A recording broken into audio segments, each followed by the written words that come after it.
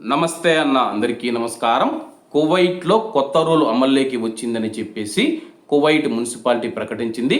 కువైట్లో ఉన్న కువైటీ ప్రజలు ప్రవాసులందరూ ఈ యొక్క రూల్ను తప్పకుండా పాటించాలని చెప్పి తెలిపింది. ప్రస్తుతం కువైట్లోని వీధుల్లో ఈ యొక్క నిర్ణయం కువైట్లోని వీధుల్లో ట్రాఫిక్ సజావుగా సాగడానికి ఈ నిర్ణయం తీసుకున్నట్టు తెలిపింది.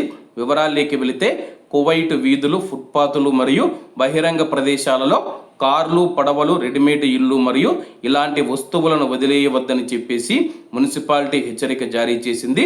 బహిరంగ ప్రదేశాలు మరియు ఖాళీ స్థలాలలో అటువంటి వాహనాలు పార్కింగ్ చేయడం లేదా నిల్వ చేయడం ఖచ్చితంగా నిషేధించబడిందని చెప్పేసి మున్సిపాలిటీ పేర్కొంది.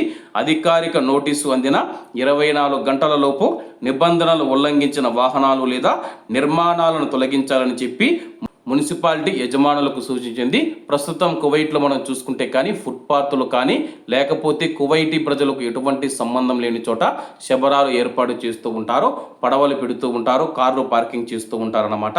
రెడీమేడ్ ఇల్లు కూడా తయారు చేసి పెట్టి ఉంటారు.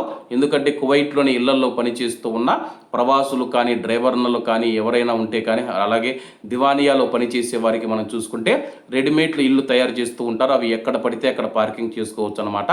అలాగే అలా పార్కింగ్ చేయడం ఇకపైన కుదరదని చెప్పేసి ఎవరైనా అలా చేస్తే కానీ వారిపైన కఠినమైన చర్యలు తీసుకుంటామని చెప్పేసి కువైట్ మున్సిపాలిటీ తెలిపిందనమాట.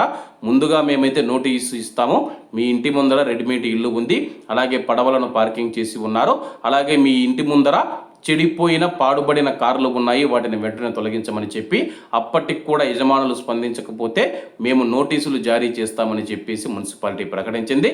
కాబట్టి అందరూ బాగుండాలి, అందులో మనం ఉండాలి. అందరికీ నమస్తే అన్న, జై హింద్.